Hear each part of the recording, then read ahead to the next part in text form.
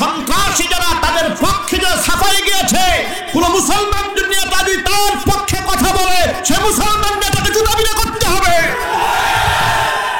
যুবকদেরকে ঐক্যবদ্ধ হতে হবে, বিজয় পতাকা আবার ছিনিয়ে আনতে হবে। বাংলাদেশের মুজাহিদ বাহিনী তৈরি হতে হবে, ইনশাআল্লাহ বলেন।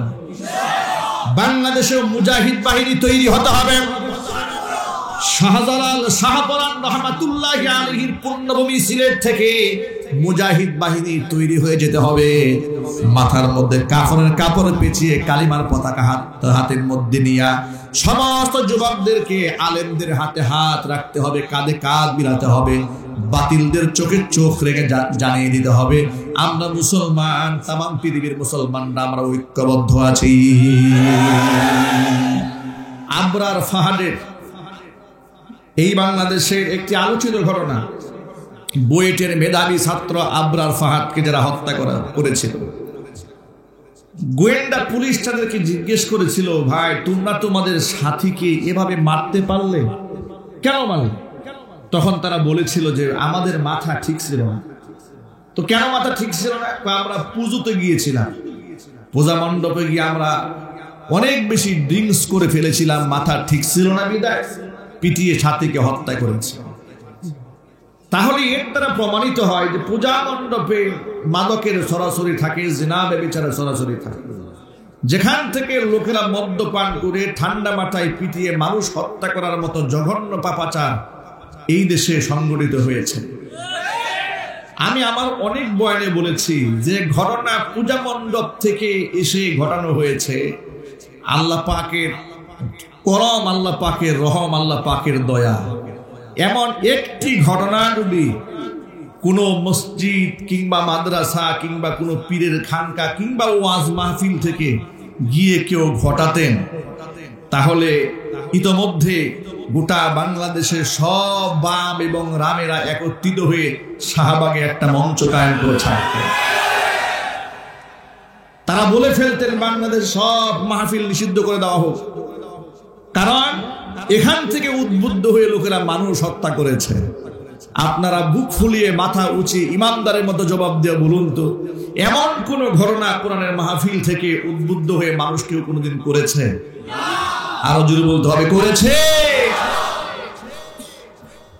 আমি আমার ভাষায় বলি, এমন ঘটনা মানুষ কোরআনের ময়দান থেকে গিয়ে করবে দূরের কথা, যারা হত্যাকারী, লুণ্ঠনকারী, সন্ত্রাসী, চাঁদাবাজ যারা, এমন ব্যক্তিরা এই আলোকিত অনুষ্ঠানে আসার পরে আমি দেখেছি দু চোখের পানি ফেলে তওবা করে আল্লাহর ওলি হয়ে গিয়েছে। সেই মাহফিলের মধ্যে এত রেস্ট্রিকশন কেন, এত ভয় কেন? কথা বলেন না, ঠিক কিনা? কোরআনে কারীম পৃথিবীর কোন ধর্মকে অশ্রদ্ধা করেছে, গালিগালাজ করেছে, নোংরা ভাষায় সমালোচনা করেছে? আল্লাহু আকবার বলেন, আরো জোরে বলুন না আল্লাহু আকবার। বরং উচিত ছিল প্রশাসন কিংবা রাষ্ট্র সরকার কিংবা এলাকার দায়িত্বশীল ব্যক্তিরা, তাদের এটা উচিত ছিল সমাজের মধ্যে যখন কলহ দ্বন্দ্ব লেগে যায় তখন ইমাম সাহেবদেরকে ডাক দিয়ে বলা উচিত ছিল, হুজুর তাড়াতাড়ি একটা মাহফিলের আয়োজন করেন। মানুষগুলা কোরআন থেকে দূরে সরে থাকার কারণে অমানুষ হয়ে যাচ্ছে। দিন দুপুরে মানুষ হত্যা করে, পেট্রোল বোমা দিয়ে গাড়ি জ্বালিয়ে দেয়, মানুষ হত্যা করে। এই যে খুন খারাপি মানুষেরা করছে, এটা তো ইসলাম বলে না। তাহলে মানুষদেরকে মানুষ যদি বানাতে চান, তাড়াতাড়ি কোরআনের প্রচার এবং প্রসার বেশি বেশি ঘটাইয়া দেন। কথা বলেন না, ঠিক কিনা? তা না বলে লোকেরা ভয় পেয়ে যায়, না ওয়াজ দিয়ে না, ওয়াজ দিলে আবার কি নাকি হয়ে যায়।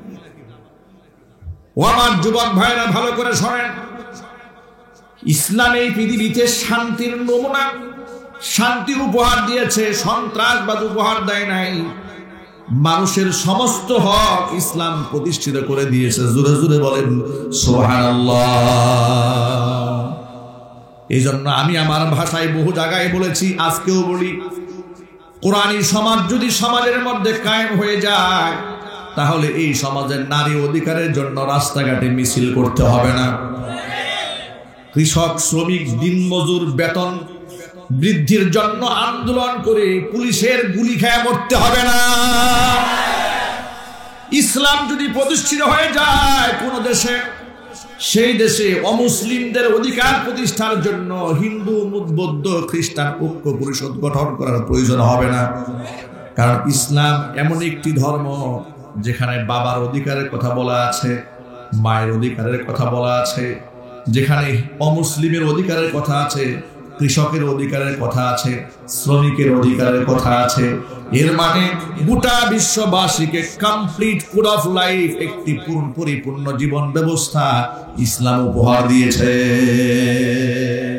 কোরআন কারীম ১,৫০০ বছর আগে ঘোষণা করেছে, আল-ইয়াউমা আকমালতু লাকুম দীনাকুম ওয়া আতমামতু আলাইকুম নি'মাতি ওয়া রাদিতু লাকুমুল ইসলাম দীনা। আজকের এই দিনে আমি তোমাদের জন্য তোমাদের দিনকে পরিপূর্ণ করে দিলাম, আমার নিয়ামতকে পরিপূর্ণ করে দিলাম। ওয়া রাদিতু লাকুমুল ইসলাম দীনা, দিন হিসেবে, ধর্ম হিসেবে ইসলামকে আমি আল্লাহ মনোনীত করে নিলাম। হুজুর বলুন সুবহানাল্লাহ। একটা একটা করে আল্লাহ রাব্বুল আলামিন মানুষের হক জমিনের মধ্যে প্রতিষ্ঠিত করেছেন। এই জন্য সমাজের মধ্যে শান্তি কায়েম হয়েছে। এমন একটা সেক্টর নাই যার হকের ব্যাপারে কোরআন সুন্নাহর মধ্যে দিক নির্দেশনা দেওয়া নাই। আজকে সামাজিক যত অন্যায় আছে, কলহ আছে, দ্বন্দ্ব আছে, মারামারি আছে, হিংসা আছে, জিজ্ঞাসা আছে, সব সৃষ্টি হয়েছে আল্লাহর কোরআন অমান্য করার কারণে। কথা একটু জুড়ে বলতে হবে, ঠিক কিনা? আমার প্রিয় ভাইয়েরা, একটু ভালো করে লক্ষ্য করেন, আল্লাহ রাব্বুল আলামিন শুধুমাত্র তার কুদরতি পায়ে সেজদা দেওয়ার নির্দেশ দিয়ে ক্ষান্ত হন নাই। আল্লাহ পাক নিজের হকের সাথে সাথে বান্দার হকের গুরুত্ব যথেষ্ট প্রদান করেছেন। আজকে আমার খুতবার মধ্যে আপনাদের সামনে ৩০ পারা কোরআন থেকে হাজার হাজার আয়াতের ভেতর থেকে সূরাতুন নিসার ৩৬ নম্বর আয়াতে কারিমা আপনাদের সামনে তেলাওয়াত করেছি। আল্লাহ রাব্বুল আলামিন আয়াতের মধ্যে বলছেন, ওয়া'বুদুল্লাহা ওয়া লা তুশরিকু বিহি শাইআ। আমি আল্লাহর ইবাদত করো, আমার সাথে কাউকে তোমরা শরীক স্থাপন করো না। আপনারা এক বাক্যে বলুন, আল্লাহর সাথে কেউ শরীক আছে? আল্লাহর কোনো ছেলে আছে, মেয়ে আছে, স্ত্রী সন্তান আছে? আল্লাহকে সাহায্য করার জন্য কোনো কিছুর প্রয়োজন আছে? আল্লাহর সমকক্ষ কেউ আছে?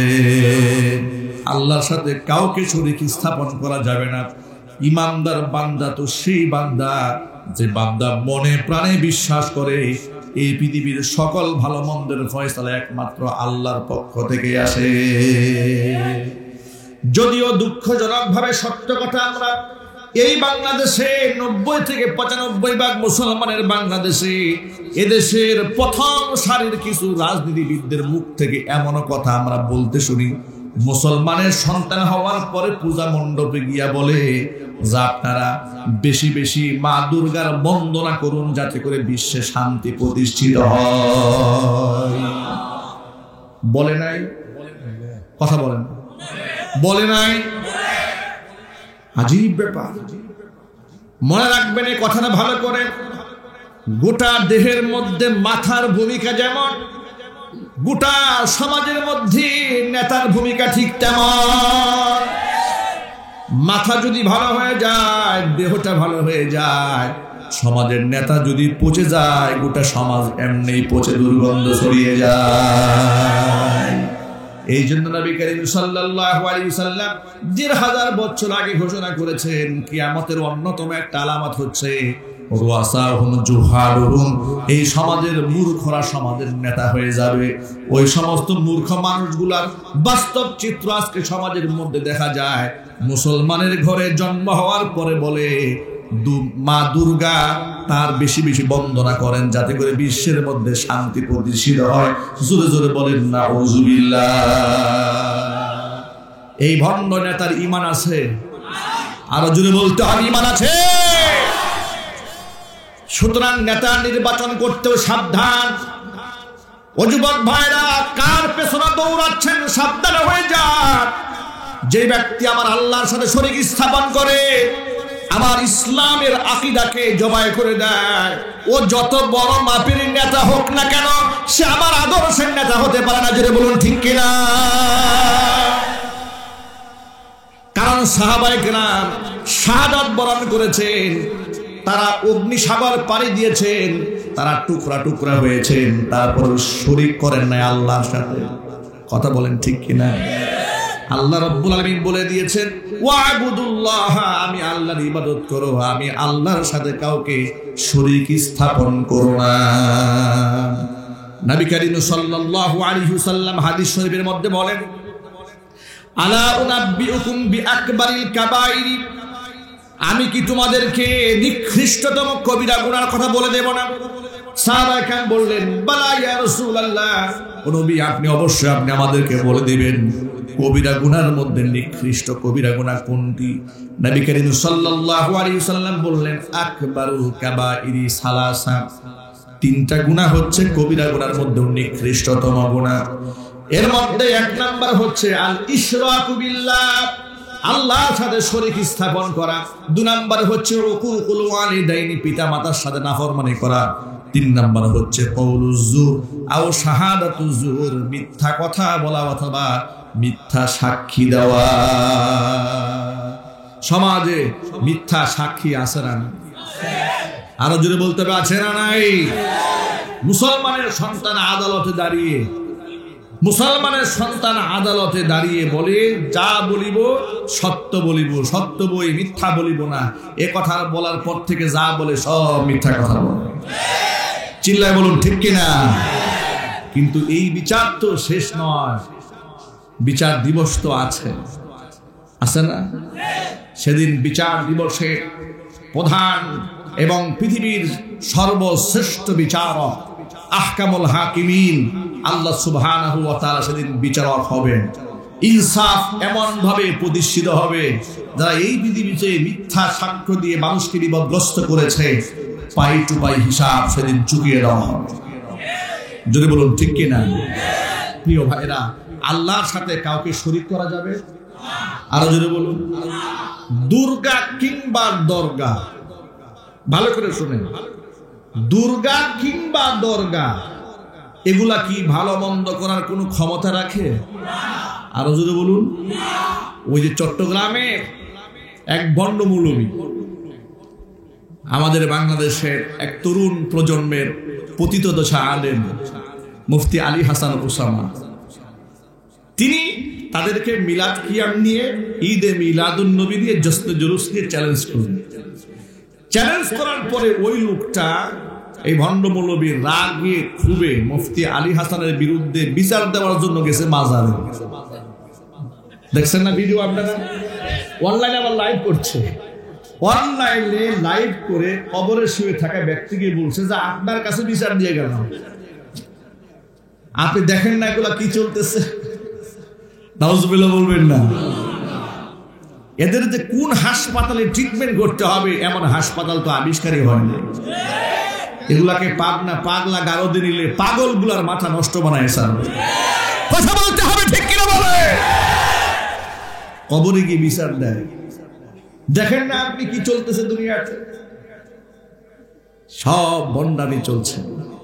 এমনকি তাদেরই দলের এক বড় ভণ্ড বলে ফেললো যে এই দরবারের মুরিদ যারা, তারা যদি মারা যায় তাহলে কবরে সুয়াল জবাব করার জন্য মুনকার নাকির ফেরেশতা আসবে না।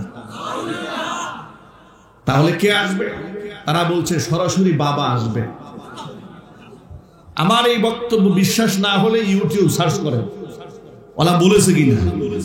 ওরা বলেছে যে এই দরবারে কেউ যদি মারা যায় তাহলে মুনকার নাকির কবরে প্রশ্ন করতে আসবে না, সরাসরি বাবা এসে হাজির হয়ে যাবে। আমি আমার বয়ানে বলেছিলাম, বাবা হঠাৎ করে ফেরেশতার দায়িত্ব নিল কবে থেকে? কথা বলেন না ঠিক কিনা? এই ভণ্ডামি করে করে তারা মাজারের ব্যবসাকে, বাণিজ্যকে গরম করে ফেলেছে। সিলেট শাহজালাল রহমাতুল্লাহি আলাইহির পদভারে এই পুণ্যভূমি সিলেটে অসংখ্য আল্লাহর ওলিরা শুয়ে আছেন, ঠিক কিনা বলেন? আমি অনেক বয়ানে কথাটা বলেছি, আজকে আপনাদেরকে আবার এই কথাটা রিপ্লাই করছি। যে জিনিস সমাজের মধ্যে বেশি চলে তার নকল বের হয় খুব তাড়াতাড়ি। শয়তান যখন দেখলো হক্কানি পীর বুজুর্গের মাধ্যমে মানুষ তাওহীদ শিখেছে, আল্লাহর একত্ববাদ শিখেছে, সুতরাং সমাজের মধ্যে কিছু ভণ্ড পীর ফকির যদি ছেড়ে দেওয়া যায়, তাহলে যেহেতু মানুষের পীর ওলিদের প্রতি একটি সফট কর্নার আছে, মহব্বত ভালোবাসা আছে, ধর্মীয় এই আবেগটাকে পুঁজি করে মানুষের ঈমানটা নষ্ট করা যায়, এই জন্য সমাজের মধ্যে নামধারী ভণ্ড মৌলবীদেরকে ছেড়ে দেওয়া হয়েছে। যদি বলেন না ঠিক কিনা? যারা শুধু হেদায়েত বিক্রি করে না, ইদারিং তারা জান্নাতের সার্টিফিকেট বিক্রি করছে। কথা একটু বলতে হবে, ঠিক কিনা বলেন? ভালো করে শুনে রাখো ভণ্ডরা, জান্নাত কারো বাপ দাদার সম্পদ নয়, যাকে খুশি তুমি তাকে জান্নাতি বলে ফেলবা। আবার দলিল দিয়ে বলে, কেন হাদিসেই তো এসেছে, নবী করিম সাল্লাল্লাহু আলাইহি ওয়াসাল্লাম বলেছেন, অমুক ব্যক্তি সম্পর্কে বলেছেন তুমি জান্নাতি, অমুকে জান্নাতি, তমুকে জান্নাতি। আরে বেটা, কোথায় লিয়াকত আলী আর কোথায় জুতার কালি? কোথায় মুহাম্মদ সাল্লাল্লাহু আলাইহি সাল্লাম কোন ব্যক্তিকে জান্নাতি বলেছেন? তো আল্লাহ পাকের ওহীর নির্দেশনাই বলেছেন। কথা বলেন না ঠিক কিনা বলেন? তোমার কাছে কোন ওহী এসেছে অমুকে জান্নাতি? কোন ওহী এসেছে? তোমার কাছ থেকে তো আর জিবরাইলের মাধ্যমে ওহী আসে নাই, ওহী আসছে সরাসরি ইবলিস শয়তান থেকে। সুতরাং আমাদের সমাজে এগুলা করা হয় হচ্ছে ক্ষমতাসীন ব্যক্তিদের পদলেহন করে, পা চেটে গোলামি করে, দাসত্ব করে দুনিয়ার কিছু ফ্যাসিলিটিস অর্জন করার জন্য ভণ্ডরা এই কাজগুলো করে। হক্কানি আলেম ওলামা পীর বুজুর্গরা জেল খাটবে, জরিমানা দিবে, তত্ত্বারিত হবে, শাহাদাতের মঞ্চে উঠে যাবে, কিন্তু বাতিলের সাথে আপোষ করে চলবে না। চিল্লায় বল ঠিক কিনা?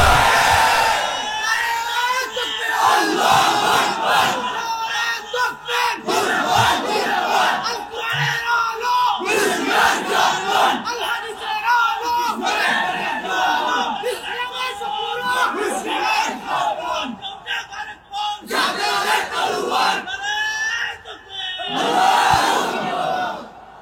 আমার যুবক ভাইরা, মূল কথায় ফিরে আসি আমরা।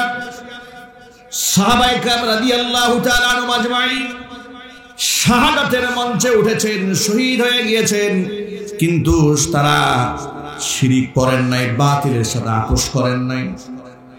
খাব্বাব ইবনুল আরিত রাদিয়াল্লাহু তাআলা আনহু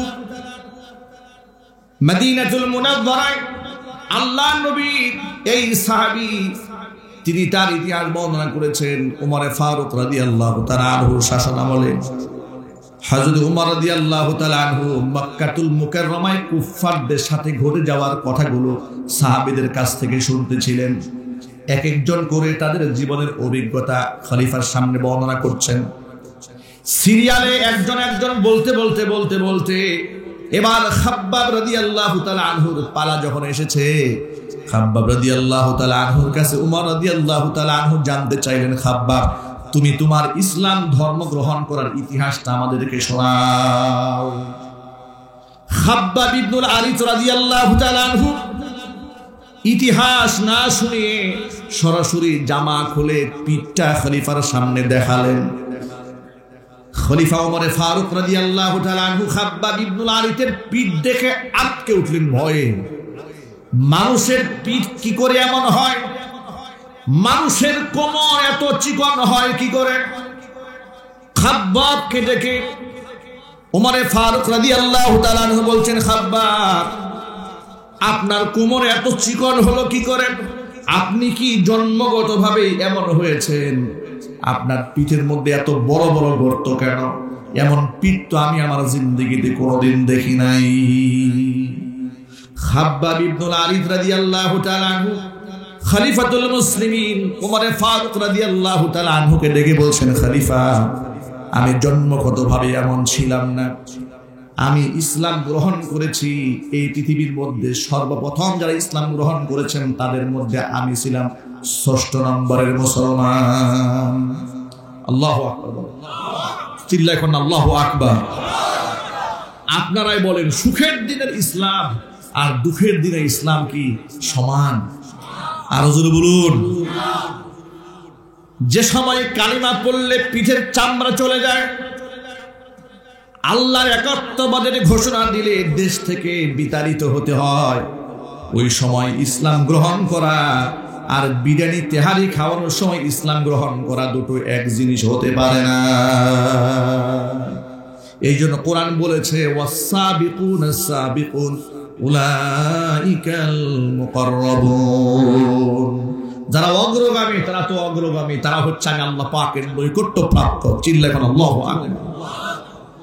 খাব্বাব ইবনুল আরিত রাদিয়াল্লাহু তাআলা আনহু বলছেন, খলিফা শুনেন, আমি জন্মগতভাবে এমন ছিলাম না, আমার কমরও এমন ছিল না, আমার পিঠও এমন ছিল না। আমি একজন মহিলা কাফের দাসী ছিলাম মক্কাতুল মুকাররমায়।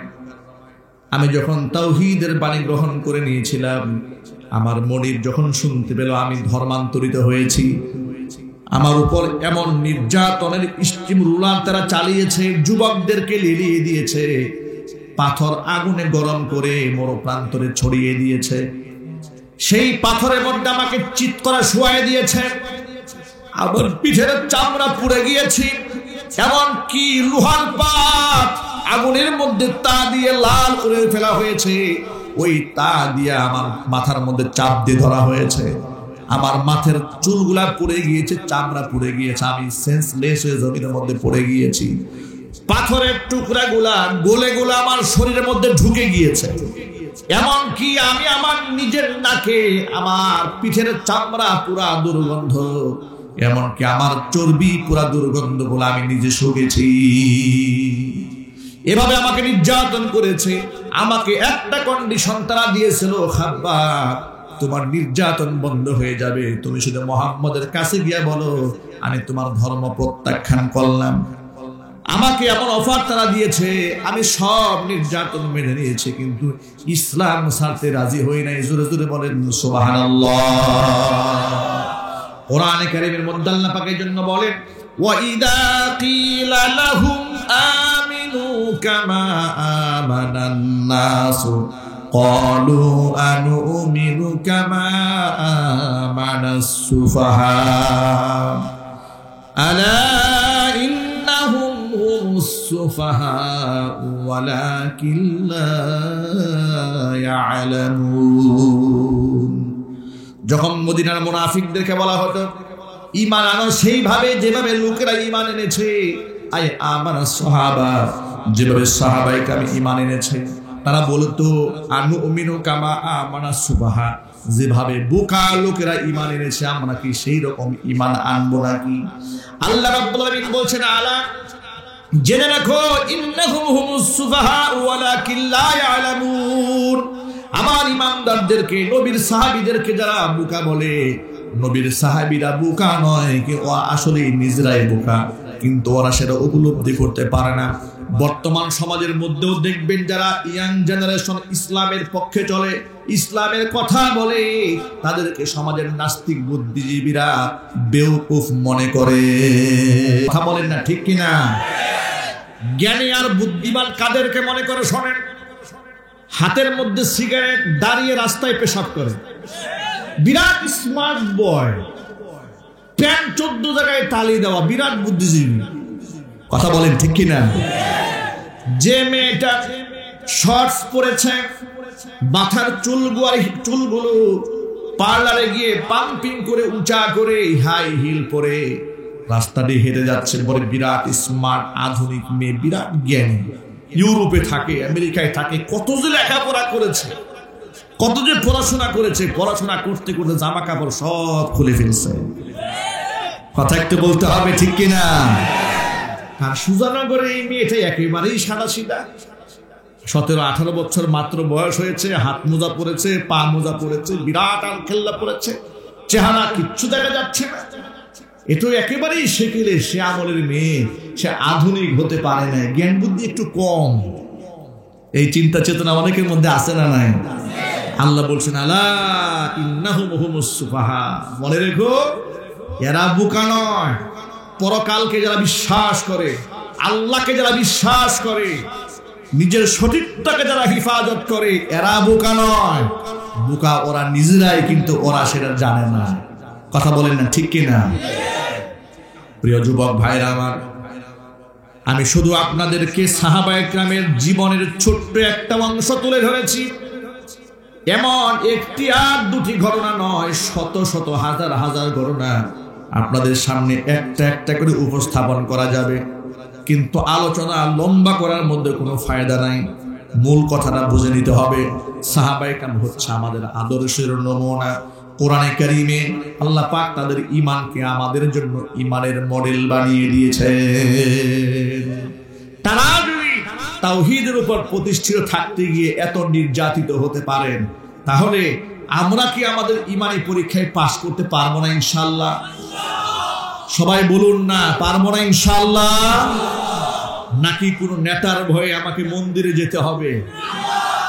আমি আমার ভাষায় আফসোস করে বলেছি, নেতার সাথে নেতার ডাকে মন্দিরে যাও, কিন্তু রবের ডাকে তুমি মসজিদে যাও না। তুমিও মুসলমান, তুমিও মুসলমান, নেতার ডাকে মন্দিরে গিয়ে ঢোল বাজাও, গান বাজনা বাজাও, বলো আমরা নিরপেক্ষ, আমরা অসাম্প্রদায়িক বাংলাদেশ গড়তে চাই। কেমন অসাম্প্রদায়িক বাংলাদেশ গড়তে চাও তুমি? তুমি অমুসলিমদের পূজা মণ্ডপে গিয়ে নিজের ঈমানকে ধ্বংস করলে, তো পূজা মণ্ডপ থেকে গুরু ঠাকুরকে উঠায় নিয়ে একটু গরুর গোশত খাওয়াও তো দেখি। কথা বলেন না ঠিক কিনা বলেন? আপনি যদি এত অসাম্প্রদায়িক হন, তাহলে এই অসাম্প্রদায়িক কিংবা এই যে স্লোগান দেন ধর্ম যার যার উৎসব সবার, এই স্লোগান এক পেশি কেন? এই স্লোগান তো সব জায়গায় দেওয়া উচিত। মুসলমানদের ধর্মীয় উৎসব কুরবানির ঈদ, তখন তো হিন্দু বাড়ির সামনে গিয়ে বলেন না যে ধর্ম যার যার উৎসব সবাই আসেন একটু গরু কাটি। কথা বলে না, না জাতে মাতা তাহলে ঠিক, ওরা বুঝে এই কাজ এটা হিন্দুদের কাজ না, এটা মুসলমানের কাজ, এখানে যাওয়া যাবে না। তাহলে বোঝা গেল মুসলমানের কাজ বলে হিন্দুকে কুরবানিতে পাওয়া যায় না। তাহলে শিরিক কত মুসলমানের কাজ নয়, সেটা মুসলমানদের আনন্দ উৎসব হলো কি করে? এই জন্য এই স্লোগান হচ্ছে ভণ্ডামি স্লোগান। চিল্লায় বলুন ঠিক কিনা? এই ভণ্ডামি স্লোগান বাদ দিতে হবে। মুসলমানদেরকে শিরিক থেকে বের হয়ে আসতে হবে। শিরিকের গুনাহ করে মুসলমান যদি মরে, নামাজ, রোজা, হজ, যাকাত, তাহাজ্জুদ সব বরবাদ হয়ে যাবে। কোন নবী রাসূল সুপারিশ করে আল্লাহ পাকের জান্নাত তাকে নিতে পারবে না। সুতরাং প্রিয় ভাইরা, আল্লাহ পাক এক এবং একক, লা শারীকা লাহু, লাহুল মুলকু ওয়া লাহুল হামদু ওয়া হুয়া আলা কুল্লি শাইইন কাদির। এই বিশ্বাসটা অন্তরের মধ্যে রাখতে হবে। জবাই করলেও রাখতে হবে, আগুনে পুড়িয়ে ফেললেও আমাকে এই বিশ্বাস থেকে বের হয়ে আসা যাবে না। ইনশাআল্লাহ বলেন, ইনশাআল্লাহ পারবো তো ইনশাআল্লাহ। আল্লাহ রাব্বুল আলামিন বলছেন ওয়া'বুদুল্লাহ, আমি আল্লাহর ইবাদত করো, ওয়ালা তুশরিকু বিহি শাইআ, আমি আল্লাহর সাথে কাউকে শরীক করো না। আমি আল্লাহর হক আদায়ের পরে পরে ওয়াবিল ওয়ালিদাইনি ইহসানা, পিতা মাতার আনুগত্য করো। মনে রাখবেন, এই পৃথিবীতে আসমানের নিচে জমিনের উপর আপনার কাছে আপনি সন্তান হিসেবে আপনার বাবা মার চেয়ে শ্রেষ্ঠ মর্যাদার পাত্র এই পৃথিবীতে আর নাই। বাবা আমাকে সেবা করুন, তাদের খেদমত করুন, তাদের হক আদায় করুন। আল্লাহর হাবিবের কাছে প্রশ্ন করা হয়েছিল, কিলা মান আবাদু ইয়া রাসূলুল্লাহ, ওয়াল্লাহ রাসূল এই দুনিয়াতে সবচেয়ে বেশি হকদার কে আমার উত্তম আচরণ পাওয়া? নবীজি বলছেন উম্মাকা, তোমার মা। সাহাবী বললেন সুম্মা মান, তারপরে কে? হুজুর বললেন উম্মাকা, তারপরেও তোমার মা। তৃতীয় নম্বরে বললেন সুম্মা মান, তারপরে কে? নবীজি বললেন উম্মাকা, তারপরেও তোমার মা। চতুর্থ বার জিজ্ঞেস করা হলো তারপরে কে? হুজুর বললেন সুম্মা আবাক, এরপরে তোমার বাবা। মায়ের মর্যাদা 3 গুণ বাড়িয়ে দেওয়া হয়েছে। জোরে জোরে বলেন সুবহানাল্লাহ। বাবা মা যাদের বেঁচে আছে জান্নাতে যাওয়ার সিঁড়ি মনে করেন।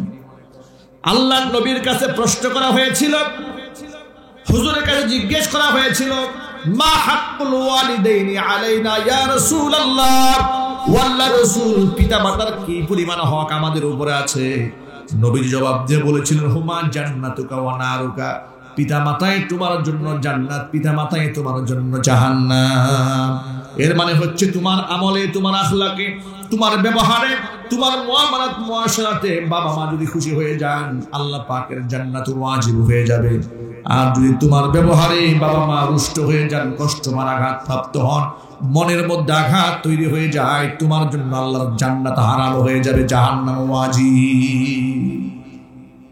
সন্তানদেরকে কোরআন শেখান, দিন শেখান। সন্তানটা বিনয়ী হবে, বাবা মার খেদমতে জান্নাত তালাশ করবে। সন্তানদের সিনার মধ্যে যদি আল্লাহর কোরআন ঢুকানো না যায়, পৃথিবীর যত বড়ই শিক্ষিত আপনি সন্তানকে বানান না কেন, আপনার সন্তান জানতে জানতে জানোয়ার হয়ে যাবে।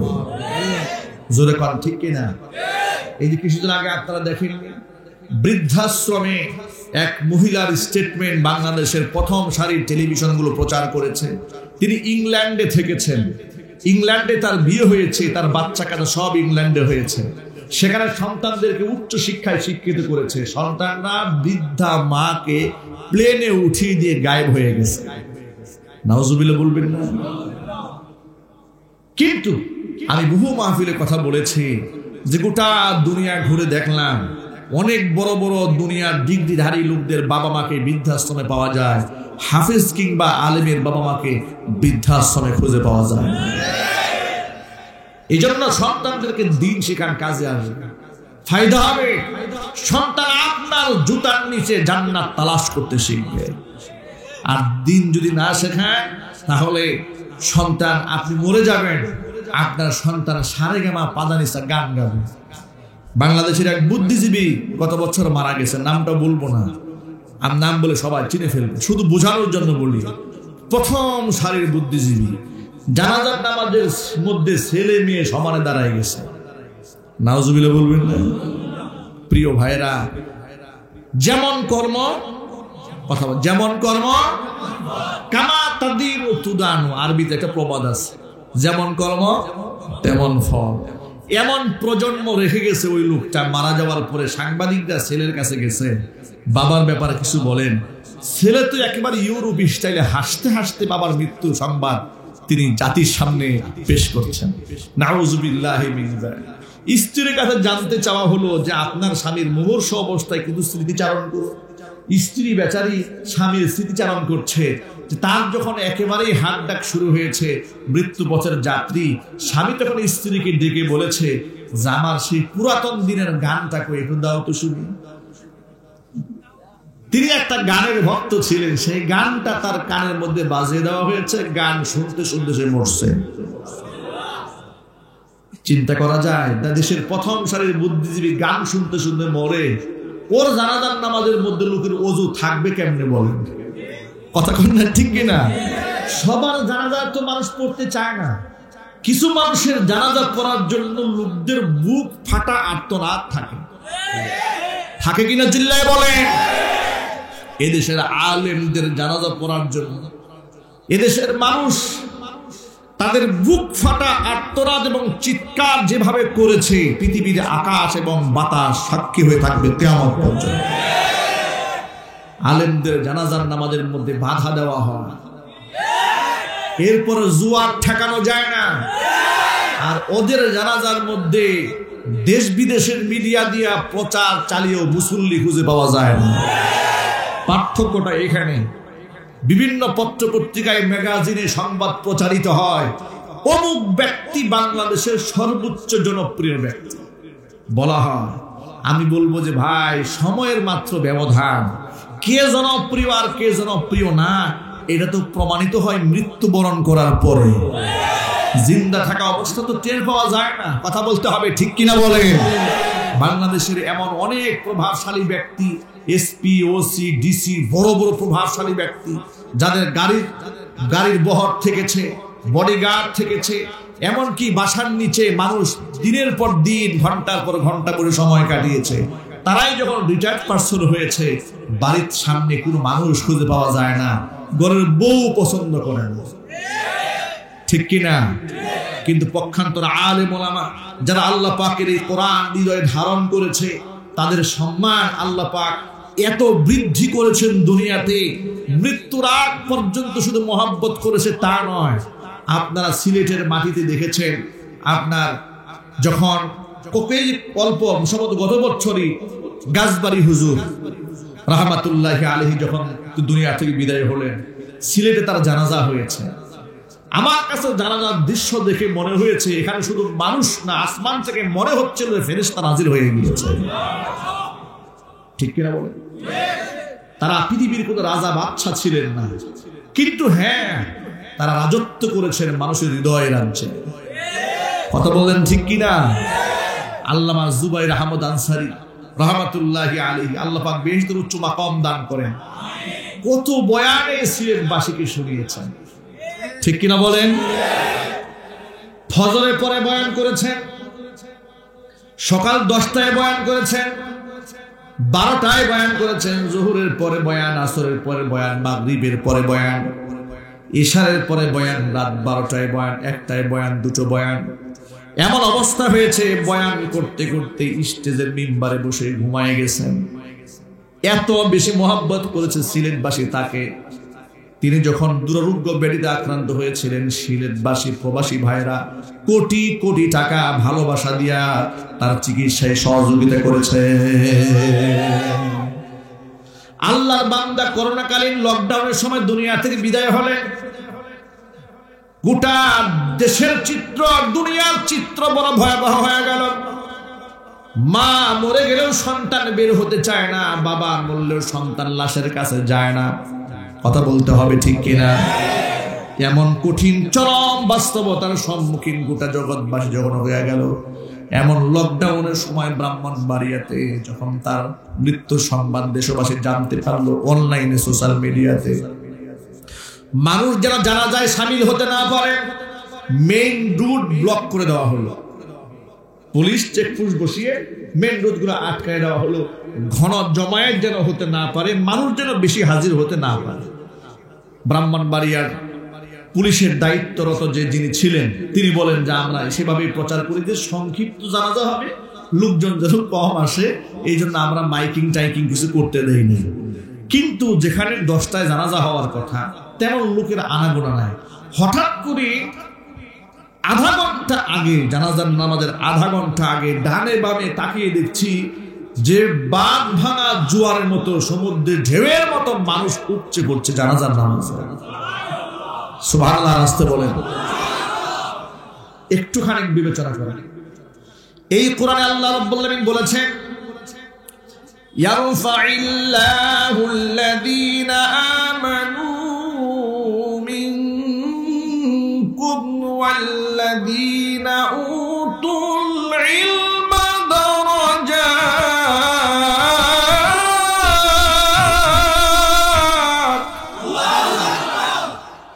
আল্লাহ রাব্বুল আলামিন বলেছেন, আল্লাহর ওয়াদা, ইমানদারদের সম্মান আল্লাহ পাক বৃদ্ধি করবেন। শুধু তাই নয়, যাদেরকে ইলম দান করা হয়েছে, যারা আলেম, তাদের সম্মান আল্লাহ পাক আকাশচুম্বী বানাই দিবেন। আল্লাহর ওয়াদা কি মিথ্যা হতে পারে? ওয়াদাল্লাহি হাক্ক, আল্লাহর ওয়াদা সত্য। ইমাম আহমদ ইবনে হাম্বল রাহমাতুল্লাহি আলাইহি বলেছেন, আমাদের আর ইসলাম বিদ্বেষীদের মধ্যে পার্থক্য সূচিত হবে। পার্থক্য বিশ্ববাসী বুঝতে পারবে আমাদের জানাজার নামাজের দৃশ্য দেখে। তাই হয়েছে গোটা বাংলাদেশে যতগুলো হক্কানি আলেম দেশ থেকে বিদায় হয়েছে, জানাজার নামাজের দৃশ্য দেখে মনে হয়েছে শুধু মানুষ শামিল হয় নাই, যেন সেখানে কাতারে কাতারে আল্লাহ রাব্বুল আলামিনের রহমতের ফেরেশতা নাজিল হয়ে গিয়েছিল। সুবহানাল্লাহ। ব্রাহ্মণবাড়িয়ার আশুগঞ্জে যখন বিরাট জানাজা অনুষ্ঠিত হয়ে গেল, লক্ষ লক্ষ মানুষ যেখানে শামিল হয়ে গিয়েছিল, মিডিয়াতে প্রচার করে দেওয়া হয়েছিল যে সেখানে কত মানুষ জানেন হতাহত হয়, কত মানুষ যেন মারা যায়, কত যেন করোনা সয়লাভ হয়ে যায়। এই জন্য 14টা গ্রামকে সম্পূর্ণ লক করে দেওয়া হয়েছিল। 14 দিন পর্যন্ত এতগুলা গ্রামকে কোয়ারেন্টাইনের মধ্যে রেখে দেওয়া হয়েছে। আল্লাহ পাকের ফজল এবং করম, আল্লাহ পাকের দয়া, 14 দিন পরে দেখা গেল একজন মানুষও করোনা রোগে আক্রান্ত হয় নাই। হেফাজত করেছেন কে? আরো জোরে বলুন না কে? শুধুমাত্র আলেম হলে সম্মানই পাবেন তা নয়, আপনি যদি কোরআনময় জীবন গড়তে পারেন আল্লাহ রাব্বুল আলামিন আপনার সম্মান আকাশচুম্বী বানাই দেবে। এই যে মাত্র ৩-৪ দিন আগে বাংলাদেশের খ্যাতনামা একজন ইঞ্জিনিয়ার বুয়েটের শিক্ষক প্রফেসর হামিদুর রহমান রহমাতুল্লাহি আলাইহি জান্নাতুল ফিরদাউসের আলা মাকাম আল্লাহ দান করে, জোরে কোন আমিন। হাফিজ জি হুজুর রহমাতুল্লাহি আলাইহির খলিফা হারদি হযরত ইন্ডিয়া ভারতের, তার খলিফা একজন বুয়েটের শিক্ষক। বাংলায় জেনারেল শিক্ষায় এত উচ্চ ডিগ্রিধারী হওয়ার পরেও আল্লাহ পাকের এই কোরআনের আশেক তিনি এমন ভাবে ছিলেন, আল্লাহর এই কোরআনকে তিনি বুঝে বুঝে পড়তেন, কোরআন পড়ে পড়ে চোখের পানিতে বুক ভিজে ফেলতেন। সুবহানাল্লাহ বলবেন না? দেশের উল্লেখযোগ্য অনেক আলেমের চেয়েও বেশি ইলম তিনি হাসিল করেছিলেন কোরআনের মহব্বতে। কোনদিন অহংকার করেননি, নিজেকে আলেম বলে দাবি করেননি, আলেমদের দোষ বলেননি, আলেমদের খেদমত করাকে সৌভাগ্যের কারণ মনে করতেন। এমনকি এত বড় উচ্চ শিক্ষিত হয়ে তিনি মক্তবে বাচ্চাদেরকে এবং মুরব্বীদেরকে আলিফ বা তা শেখাতেন, আল্লাহর কোরআনের শিক্ষক হয়ে গিয়েছে। জোরে কোন সুবহানাল্লাহ। এই কোরআনের সাথে মহব্বতে অসংখ্য আলেমদের আধ্যাত্মিক রাহবার হয়ে গিয়েছিলেন তিনি। এমনকি তার সাথে মুসাফা করে দুনিয়ার অনেক আলেমরাও নিজেকে গর্বিত মনে করেছে, ধন্য মনে করেছে। এই ব্যক্তি যখন দুনিয়া থেকে বিদায় হলেন খুব একটা এলান হয় নাই, মুখে মুখে একটু রচিত হয়ে গেল। ঢাকাতে অল্প সময়ের ব্যবধানে লক্ষ লক্ষ মানুষ জানাজায় শামিল হয়েছে। তারা বেনামাজি শ্রেণীর মানুষ নয়, ঢাকা শহরের উল্লেখযোগ্য বড় বড় মসজিদ, মাদ্রাসা, খানকা, বড় বড় মুফতি মুহাদ্দিসরা জানাজার নামাজে শামিল হয়ে নিজেকে ধন্য মনে করেছে। এটা আল্লাহু আকবার বলতে হবে না? সম্মান কে দিয়েছে? সম্মান কে দিয়েছে?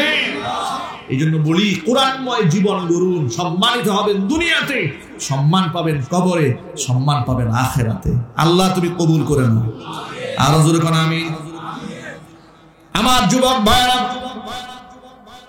আমি আবার মূল কথায় ফিরে আসি। আমি বলেছিলাম সন্তানদেরকে কোরআন শেখান। নবী করিম সাল্লাল্লাহু আলাইহি সাল্লাম বলেছেন, আল্লাযী লাইসা ফি জাওফিহি শাইউম মিনাল কুরআনি কাল বাইতিল খারিব। যার সিনার মধ্যে কোরআনের কোনো অংশ নাই, তার সিনা হয়ে যায় একটা বিরান ভূমির মতো, অনাবাদ জমির মতো। যেখানে মানুষের আনাগোনা থাকে না, সেখানে শয়তান বসবাস করে। যে সিনার মধ্যে কোরআন থাকে না, সে সিনার মধ্যে শয়তানের বাসা বেঁধে ফেলে। সুতরাং আল্লাহ পাক যেন কোরআনের নূর দিয়ে আমাদের অন্তরকে আলোকিত বানান, জোরে বলা আমিন। পিতা মাতার হক আদায়ের পরে পরে আল্লাহ রাব্বুল আলামিন আত্মীয় স্বজনের হকের ব্যাপারে গুরুত্ব আরোপ করেছেন। আল্লাহ পাক বলছি, ওয়াবিদিল কুরবা ওয়াল ইয়াতামা ওয়াল মাসাকিনি ওয়াল জারিদিল কুরবা ওয়াল জারিল জুনুবি ওয়াস সাহিবি বিল জামবি ওয়াবনিস সাবিল। আল্লাহর হক আদায় করো, এরপরে বাবা মার হক আদায় করো, এরপরে তুমি তোমার বিদিল কুরবা নিকটতম আত্মীয় স্বজনের হক আদায় করো। জোরে কোন সুবহানাল্লাহ। ওয়াল ইয়াতামা এতিমের হক আদায় করো, ওয়াল মাসাকিন মিসকিনের হক আদায় করো, ওয়াল জারিদিল কুরবা ওয়াল জারিল জুনুব নিকটতম প্রতিবেশী দূরবর্তী প্রতিবেশীর হক আদায় করো, ওয়াস সাহিবি বিল জামবি তোমার সাথী তোমার কলিগ তার হক আদায় করো, ওয়াবনিস সাবিল পথিক মুসাফির তার হক আদায় করো, ওয়ামা মালাকাত আইমানুকুম তোমার অধীনস্থ দাস দাসীদের হক আদায় করো। মনে রেখো, ইন্নাল্লাহা লা ইউহিব্বু মান কানা মুখতালান ফাখুরা। যেই ব্যক্তি অহংকারী দাম্ভিক ব্যক্তিকে আল্লাহ পছন্দ করেন না। আমার ভাইরা, সুতরাং কোরআনের শিক্ষা যদি কোনো ব্যক্তি শিক্ষিত হয়ে যায়, তার কাছে এই জমিনের প্রত্যেকটা মানুষ নিরাপদ হয়ে যাবে। ঠিক না? যদি বলেন, নবী করিম সাল্লাল্লাহু আলাইহি সাল্লাম বলেছেন, ওয়াল্লাহি লা ইউমিন আল্লাহর কসম করে বলি ওই ব্যক্তি ইমানদার নয়। সাহাবায়ে কেরাম জিজ্ঞেস করলেন কোন ব্যক্তি? নবী বলেন আল্লাযী মাল্লা ইয়ামানু জারুহু বাওয়াইকাহু, যেই ব্যক্তির হাত থেকে তার প্রতিবেশী নিরাপদ থাকে না, ওই ব্যক্তি ইমানদার হতে পারে না। সন্ত্রাসের কোন স্থান ইসলামে নাই, সন্ত্রাসের কোন হাত কোন স্থান ইসলামে নাই। ইসলামের মধ্যে সন্ত্রাসবাদ বলতে কিচ্ছু নাই, কিন্তু ইসলামের মধ্যে জিহাদ আছে। জিহাদ আর সন্ত্রাস এক জিনিস নয়। কথা কোন ঠিক কিনা? পশ্চিমারা, ইহুদি এবং খ্রিস্টানেরা, অমুসলিমরা মিডিয়ার মাধ্যমে ইসলামের জিহাদটাকে সন্ত্রাসবাদ হিসেবে গোটা বিশ্ববাসীর সামনে প্রচার করে। আর ওদের মানবাধিকার ধ্বংস করার যত কাজ আছে, মানব ধ্বংস করার কাজগুলাকে ওরা শান্তি কায়েম হিসেবে বিশ্ব মিডিয়াতে প্রচার করে। কথা কন না ঠিক কিনা? প্রিয় ভাইরা, জিহাদ মানে কি সন্ত্রাস? আরো জোরে বলে। মুজাহিদের কাছে নারী এবং শিশু নিরাপদ থাকে, বৃদ্ধরা নিরাপদ থাকে। কি করে নিরাপদ থাকে? ফিলিস্তিনের হামাসের মুজাহিদরা বিশ্ববাসীকে দেখিয়ে দিয়েছে। ইসরায়েলি নারীরা, শিশুরা গ্রেফতার হয়েছিল হামাসের মুজাহিদিনদের হাতে।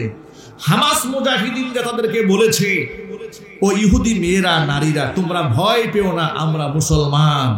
আমাদের মেয়েরা, স্ত্রীরা আমাদের কাছে যেমন নিরাপদ, তোমরাও আমাদের কাছে থাকবে ঠিক সেভাবেই নিরাপদ।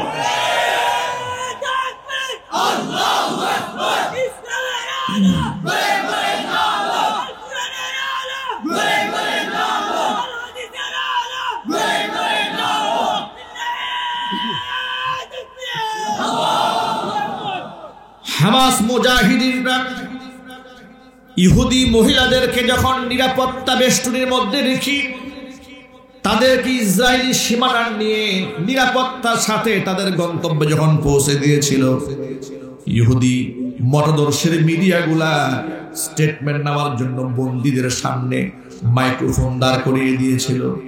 তারা মনে মনে ভেবেছিল বন্দী ইহুদি মেয়েরা হামাসের বিরুদ্ধে এমন স্টেটমেন্ট দিবে যাতে করে বিশ্ববাসী তাদের অপকর্ম সম্পর্কে জেনে যায়, বিশ্বের মানুষ যেন তাদেরকে ঘৃণা করে। কিন্তু মনে রাখবেন, কোরআনে কারীমের মধ্যে আল্লাহ পাক বলে দিয়েছেন, ইন্নাহুম ইয়াকিদুনা কাইদা ওয়া আকিদু কাইদা। ওরা চক্রান্ত করে, ওদের চক্রান্তের জবাব আমি দেব আল্লাহ রাব্বুল আলামিন কৌশলের মাধ্যমে। জোরে জোরে কোরআন সুবহানাল্লাহ। যে মিডিয়া কি তারা বন্দী আযাবপ্রাপ্ত হামাসের মুজাহিদ থেকে বের হয়ে আসা ওই ইহুদি মহিলাদের কাছে তারা পেশ করেছিল, যাতে করে হামাসের বদনামগুলো মিডিয়াতে প্রচারিত হয়ে যায়। আল্লাহ পাকের কি ফয়সালা, ইহুদি মেয়েরা সত্য উপস্থাপন করেছে। তারা বলেছে যে না, হামাসের মুজাহিদিনরা আমাদেরকে গ্রেফতার করে নিয়ে গিয়েছিল, সুরঙ্গে রেখেছে। তারা আমাদেরকে বলেছে যে আমরা মুসলমান, আমরা আপনাদের কোনো ক্ষতি করব না। জোরে কোরআন সুবহানাল্লাহ। শুধু তাই নয়, মুজাহিদরা গর্তের ভিতরে গুহার মধ্যে যে খাবার খেয়েছে, ওই খাবার তারা আমাদেরকে খাইয়েছে। এমনকি তাদের ডাক্তারের মাধ্যমে আমাদেরকে তারা সুরক্ষা দিয়েছে, চিকিৎসাও দিয়েছে। এটার নাম ইসলাম। এটার নাম কি? আরো জোরে, এর নাম কি? এটার নাম ইসলামের জিহাদ। আর ওদের যুদ্ধ হচ্ছে এমন নিকৃষ্ট মানবতা ধ্বংসকারী, মানব বিধ্বংসী। ওরা হসপিটাল গুলা দেখে দেখে বুম মেরে অসহায় নিরস্ত্র মানুষদেরকে শেষ করে দিচ্ছে। কথা বলে, হসপিটালে ওরা বোমা নিক্ষেপ করেছে। শুধু তাই নয়, অ্যাম্বুলেন্সে বোমা নিক্ষেপ করেছে, মানুষের বসবাসের ঘর বাড়ির মধ্যে বোমা নিক্ষেপ করে অসংখ্য বেসামরিক নারী, পুরুষ, শিশু, বাচ্চাদেরকে হত্যা করেছে। এখন ঠিক কিনা? হত্যা করে ইহুদিরা যে এত নিকৃষ্ট জাত, এগুলা হত্যা করে ক্ষান্ত হয় নাই। যখন বিশ্ব মিডিয়াতে ইসরায়েলি শিশু বাচ্চাদের রক্তাক্ত দৃশ্যগুলো প্রকাশিত হচ্ছে, ঠিক ওই সময় তাদের পক্ষে যেন মানবতার মানুষগুলা মানবাধিকার যেন অগ্রাধিকার দৃষ্টিতে না দেখে, যাদের মোহাব্বত যেন তৈরি না হয়, এই জন্য তারা নিজেরা টিকটক ভিডিও বানিয়ে নিজেদের গায়ের মধ্যে রং মেখে ফিলিস্তিনি সেজে বিশ্ববাসীকে দেখানোর চেষ্টা করতেছে ফিলিস্তিনের ছেলেরা মেয়েরা বাচ্চারা নাকি গায়ের মধ্যে রং মেখে অভিনয় করছে। নাউজুবিল্লাহ বলবেন না? এরা যে মানবতার কত বড় শত্রু। হিটলার 7 লক্ষ ইহুদিকে হত্যা করে বলেছিল, আমি যদি চাইতাম তাহলে পৃথিবীর সব ইহুদিকে শেষ করতে পারতাম, কিছু ইহুদিদেরকে বাঁচিয়ে রাখলাম যাতে করে বিশ্ববাসী উপলব্ধি করতে পারে 60 লক্ষ ইহুদিকে আমি কেন হত্যা করেছিলাম। কথা বলেন না ঠিক কিনা? এরা যে কত বড় নিকৃষ্ট ইহুদি জাতি এটা বিশ্ববাসীর সামনে আবার প্রমাণিত হয়েছে। আর আমেরিকা প্রকাশ্যে তাদের পক্ষ অবলম্বন করেছে, আমাদের পার্শ্ববর্তী দেশ ভারত প্রকাশ্যে ইসরায়েলের পক্ষ অবলম্বন করেছে। ভালো করে মনে রাখেন মুসলমানেরা, যে ইসরায়েলের মতো নরপশুদেরকে ভারত সরকার সরাসরি সাপোর্ট দিয়েছে, কোন মুসলমানের বাচ্চা হোক আওয়ামী লীগের হোক বিএনপির রাজনৈতিক স্বার্থে কোন কাফের বেঈমানদের সাথে আঘাত করতে পারে না। জুড়ে বলতে হবে ঠিক কিনা মুসলমান? মুসলমানদের রক্ত খেকো যারা সন্ত্রাসী যারা তাদের পক্ষে যারা সাফাই গিয়েছে, কোন মুসলমান দুনিয়া যদি তার পক্ষে কথা বলে সে মুসলমানদের তাকে জুতাবিলা করতে হবে।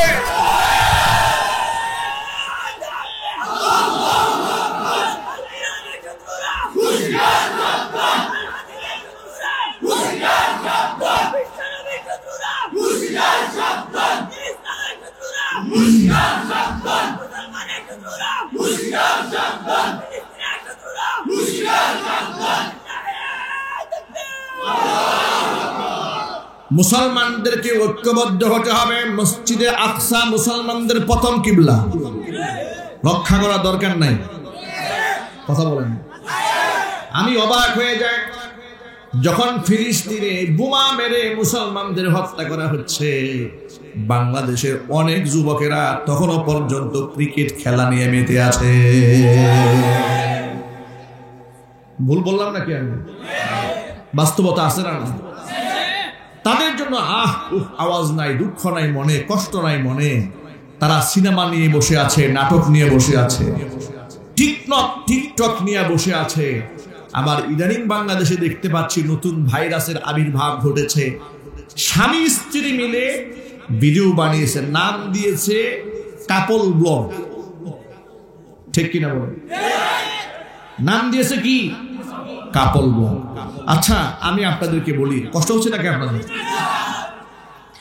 স্বামী এবং স্ত্রীর ঘরের মধ্যে যে খুনসুটি, তাদের যে প্রেম, তাদের যে ভালোবাসা, তাদের যে আভ্যন্তরীণ লেনা দেনা, এটা কি পাবলিকলি প্রচার করার বিষয়? আরো জোরে বলেন। নাকি নিজেদের মধ্যে গোপন রাখার বিষয়? গোপন রাখার বিষয়। কিন্তু সেই সমস্ত কর্মকাণ্ডগুলো মনে রাখবেন, আল ইনসানু হারিসুন ফিমা মুনিয়া, মানুষকে যে কাজে নিষেধ করা হয় মানুষের আগ্রহ ওই কাজে বেড়ে যায়। আর হারাম কাজের মধ্যে শয়তান মধু লাগিয়ে দেয়। কথা বলেন ঠিক কিনা? ওই সমস্ত ভিডিও করে যখন সোশ্যাল মিডিয়াতে ওরা ছাড়ে, তখন দেখি বাংলাদেশে অসংখ্য তরুণ তরুণী যুবক যুবতী এদের ফ্যান ফলোয়ার হয়ে যায়। আপনার তো লজ্জা হওয়া উচিত যে পুরুষটা তার স্ত্রীকে দিয়া স্ত্রীর সৌন্দর্যতা বিক্রি করে অসংখ্য মানুষের সামনে নিজেকে লাবণ্যময়ী হিসেবে উপস্থাপন করে বাণিজ্য করে টাকা ইনকাম করে, তাকে কাপল ব্লগ না বলে তাকে তসলিমা নাসরিনের জেনাকার ব্লগ বলা উচিত। এরা তসলিমা নাসরিনের উত্তরসূরি। কথা বলেন ঠিক কিনা? বউয়ের সৌন্দর্যতা যারা বিক্রি করে ওদের মতো কাপুরুষ বাংলার জমিনে আর নাই। ওদের মতো ব্যক্তিত্বহীন নির্লজ্জ বেহায়া আর নাই। বউকে দিয়া ব্লক না করে তাহলে বউকে পতিতালয়ে পাঠিয়ে দাও, পয়সা আরো বেশি ইনকাম হবে তোমাদের। তোমাদের তো পয়সা দরকার। এগুলা করে করে সমাজের মধ্যে ভাইরাস ছড়িয়ে দিয়েছে, সমাজটাকে অশান্ত করে তুলেছে। আর এই ব্যাপারে আলেম ওলামারা অনেক সময় সেনসিটিভ ইস্যু হওয়ার কারণে অনেকেই কথা বলতে চান না, কিন্তু কথা না বললে সমাজে বিপদগামী হয়ে যাচ্ছে। আমি তথ্য নিয়েছি, বাংলাদেশের এক নিকৃষ্ট মহিলা, তার নাম হচ্ছে পরিমণি। ওই পরিমণির ফ্যান নাকি পেজে 16 মিলিয়ন। ভাবা যায়। এই জাতি তো লজ্জিত হওয়া উচিত, এ জাতির তো গলায় দড়ি দিয়ে মরা উচিত। এই মাহফিলে যদি এমন থাকেন লোক থাকেন যারা এই চরিত্রের মানুষগুলার ফ্যান এবং ফলোয়ার, যাদের পেজে লাইক দিয়ে রাখেন, ভালো ভালো কমেন্ট করেন, আল্লাহর কাছে তওবা করেন, আল্লাহর কাছে তওবা করুন। এদেরকে আপনারা বলেন এরা হচ্ছে লাস্যময়ী সুন্দরী, এরা হচ্ছে জাতির ক্রাশ, কিন্তু স্বামীর জন্য আয়কাওয়ালা বাস। ঠিক কিনা? এরা যে এত লাবণ্যময়ী, এদের সৌন্দর্যতার বেড়াজালে স্বামীকে আটকায় রাখতে পারে না। কেন কেন পারে না? এরা তো সংসার টেকাতে পারে না। আমি বহু বয়ানে বলেছি, আমাদের বাংলাদেশের ক্ষেত খামারে চাকরি করে কৃষক, শ্রমিক, দিনমজুর, কুলিওয়ালা, ঠেলাওয়ালা, এই মানুষগুলা 70 বছর 80 বছর সংসার করেছে, গায়ে ঘামের দুর্গন্ধ হয়েছে, এত আভিজাত্যের সাথে স্ত্রীকে রাখতেও পারে না, কখনো খেয়ে কখনো না খেয়ে দুঃখ দুর্দশায় সময় কেটেছে 70 বছর 80 বছর, সংসার ভাঙে নাই। আর ওদের খুশবুর কোনো অভাব নাই, স্প্রের কোনো অভাব নাই, সুগন্ধির অভাব নাই, চেহারার সৌন্দর্যের অভাব নাই। ঘোষণা দিয়ে স্বামী চেঞ্জ করছে এই পর্যন্ত 5টা। কথা কন না, ঠিক কিনা? এদের কিন্তু মিডিয়া কর্মীরা এদের পেছনে দৌড়ায়, এদের কাছে খুব সম্মানিত। কথা বলেন ঠিক কিনা? এই হলুদ মিডিয়ার দালালগুলো তারা দেখবেন যে আলেমদের বক্তব্যকে ব্যঙ্গ করে জাতির সামনে উপস্থাপন করে, পক্ষান্তরে এই সমস্ত লম্পটদেরকে জাতির ক্রাশ, জাতির আইডল, এই সমস্ত বলে বলে দেখেন কি বলেছে। দেখেন, একটা মেয়ে অর্ধনগ্ন পোশাক পরেছে, পত্রিকার মধ্যে লিখেছে যে উনি অর্ধনগ্ন পোশাক পরে যৌবনের উত্তাপ ছড়াচ্ছেন। পত্রিকার ভাষা। আরেকজন বলেছে, আরেক পত্রিকার ভাষা হচ্ছে, তার মতো সাহসী উদ্যোগ কেউ নিতে পারে না, তিনি বিবাহ না করে বাচ্চা জন্ম দিয়েছে। এটার নাম কি? সাহসী উদ্যোগ। কোন জায়গায় সাহসী বলতে হয় আর কোন জায়গায় দুশ্চরিত্র লম্পট বলতে হয় এটা ভুলে গেছে। আমি এই জন্য এক বয়ানে বলেছি, এমনই এক সাহসী মায়ের সন্তান এই সাংবাদিক। কথা বলে না? যে মেয়ের সাহসিকতার কথা বলেছে, যে বিবাহ না করে বাচ্চা জন্ম দিয়ে সাহসিকতার পরিচয় দিয়েছে, এই সাংবাদিক ওই সাহসী মায়ের সন্তান। তা না হলে অপকর্মকে সাহসিকতা বলে জাতির সামনে প্রচার করে কি করে? যুবকেরা আমার সামনে যারা বসে আছে, কষ্ট পাচ্ছেন আপনারা? আল্লাহর কাছে তওবা করেন, আজকের এই মাহফিল থেকে তওবা করেন। আমার যদি চরিত্রে ভালো না হয়, কি হবে এই ওয়াজে? কি হবে আমার সিজদা দিয়ে? কি হবে আমার দান খয়রাত করে? এই সমস্ত কারণে ঘরে ঘরে আজকে পরকীয়া তৈরি হয়েছে, ঘরে ঘরে জিনা ব্যভিচার তৈরি হয়েছে। জোরে কোন ঠিক কিনা? আজকে ফিলিস্তিন আমার মুসলমান মা বোনেরা নির্যাতিত, নিপীড়িত, তাদের দুঃখে দুঃখিত না হয়ে এই সমস্ত ব্লগ নিয়ে পড়ে আছে, সিনেমা নিয়ে পড়ে আছে, নাচ গান নিয়ে পড়ে আছে ক্রিকেট খেলা নিয়ে যুবকদের মাতম করার সময় এখন নাই। যুবকদেরকে ঐক্যবদ্ধ হতে হবে, বিজয় পতাকা আবার ছিনিয়ে আনতে হবে। বাংলাদেশের মুজাহিদ বাহিনী তৈরি হতে হবে, ইনশাআল্লাহ বলেন। বাংলাদেশের মুজাহিদ বাহিনী তৈরি হতে হবে। শাহজালাল শাহপরান রহমাতুল্লাহি আলাইহির পুণ্যভূমি সিলেট থেকে মুজাহিদ বাহিনী তৈরি হয়ে যেতে হবে। মাথার মধ্যে কাফনের কাপড় পেঁচিয়ে কালিমার পতাকা হাতের মধ্যে নিয়ে সমস্ত যুবকদেরকে আলেমদের হাতে হাত রাখতে হবে, কাঁধে কাঁধ মিলাতে হবে, বাতিলদের চোখে চোখ রেখে জানিয়ে দিতে হবে আমরা মুসলমান, তামাম পৃথিবীর মুসলমানরা আমরা ঐক্যবদ্ধ আছি। আজকের পর থেকে ইহুদিদের যত পণ্য আছে সব বর্জন করতে হবে, ইনশাআল্লাহ বলেন। ইউনিলিভারের যত পণ্য আছে, ইসরায়েল যত প্রোডাক্ট আছে সব বাদ দিয়ে দিবে। 7 up, Fanta, Coca Cola, Nestle, Fair and Lovely, ইউনিলিভারের যা আছে সব বাদ দিয়ে দেন। কি চলা যাবে না?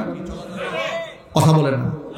এই লভ্যাংশের টাকা দিয়ে ওরা আমেরিকার কাছ থেকে অস্ত্র কিনবে, আর সেই অস্ত্র আমার মুসলিম মা বোনদের উপরে প্রয়োগ করে মসজিদে আকসায় গিয়ে আমরা কি অস্ত্র কেনার জন্য টাকা দেব ওদেরকে? আবার যদি বলতে হবে টাকা দেব, আমরা ওদেরকে অস্ত্র কেনার টাকা দিতে পারি না, বরং মুসলমানদেরকে সহযোগিতা করার জন্য ঈমান এবং আমলকে মজবুত করতে হবে। রাজি আছেন কারা? দুহাত দেখতে চায়।